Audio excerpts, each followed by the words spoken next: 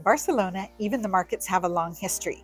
So I tried to find as many different kinds as I could, from food to antiques to flea to art to inexpensive factory closeouts, and then learn more about their origins.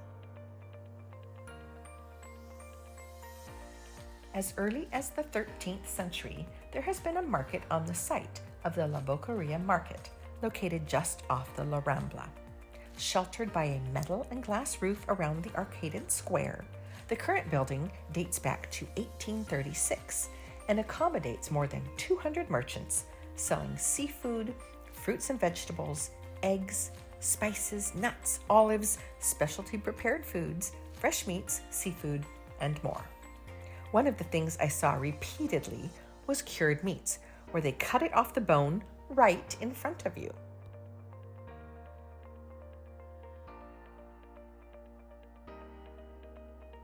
There were also plenty of sit-down restaurants in case you didn't want to walk and eat at the same time. I tried some chorizo to go and loved it so much, I went back for more.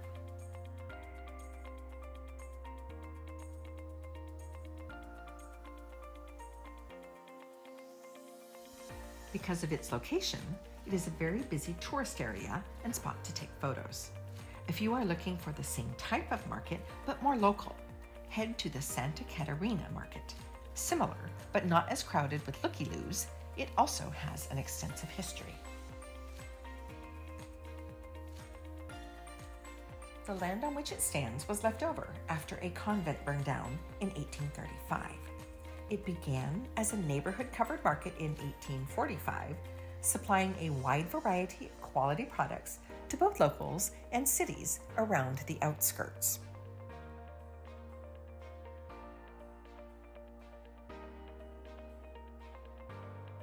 Recreating the colors of fresh fruits and vegetables, the spectacular ceramic mosaic roof of the Santa Catarina Market, which actually needs to be seen from above to be fully appreciated, was added in 2005 and is reminiscent of Gaudi's influence.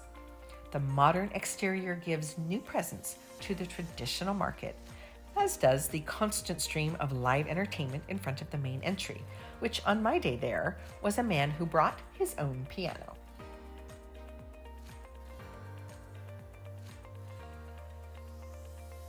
Inside, the high vaulted wooden ceilings add warmth to a functional space where you can find all the typical necessities for preparing delicious meals in a bustling atmosphere.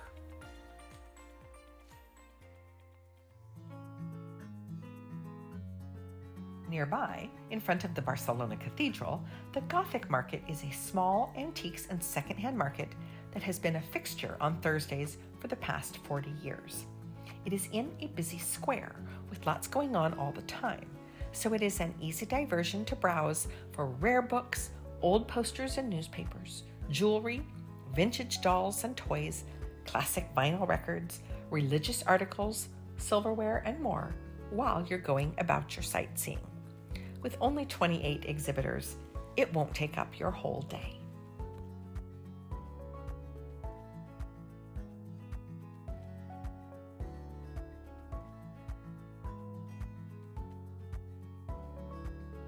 Designed in 1882, the metal structure of the San Anthony Market spans an entire block and is one of the few I found that sells new items such as clothing, lingerie, children's items, shoes, homewares, and accessories, in addition to produce, meats, fresh fish, and prepared foods.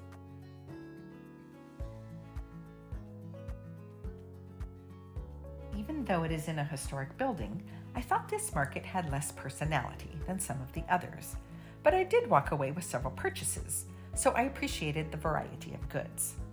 Open 6 days a week, with a stamp, book, and magazine outdoor market on Sunday, this is a local market that seems to be struggling to survive. I was there on 2 separate occasions, and many of the booths were closed. Perhaps I just hit it wrong both times.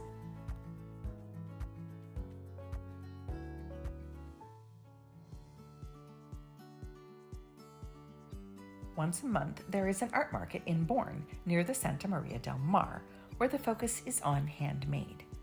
There were free workshops for hand-building clay at one end, and moving away from the church, there were a number of vendors selling jewelry, including macrame wire-wrapped, epoxy shapes, 3D printed, and silver and gold, as well as paintings, digital art, handbags, ceramics, and designer clothing.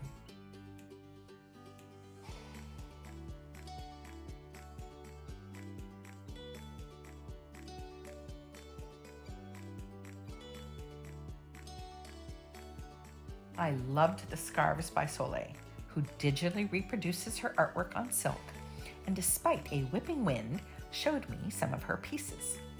Even though she only had one of each kind, I bought 2 similar styles with the same colors and will sew them together to create a poncho. Can you guess which ones?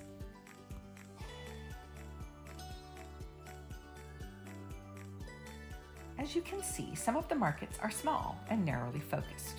If you're looking for something more expansive, Barcelona has that too. 3 floors, over 300 shops and vendors, and 9 eateries make up the largest market, L and Kent's, with a mixture of permanent structures, tent booths, trestle tables, and on-the-floor rummage. But its most notable feature is the roof, an 80-foot-high zinc and gold-mirrored abstract structure that reflects the goings-on below, but is open on all sides to enhance the feel of a flea market.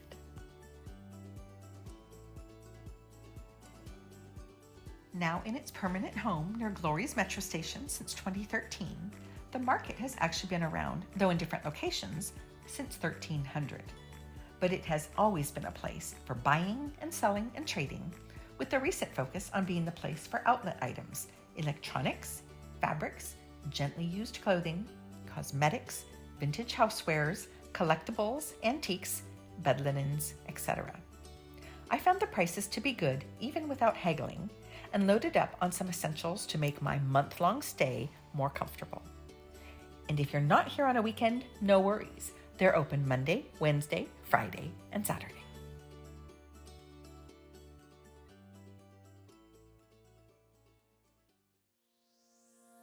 For the markets that had roofs, they were all thoughtfully designed to add beauty, visual interest, function, and personality beyond the stereotypical, which is partly what made Barcelona's markets so compelling. Next segment, we're going shopping, so don't go away.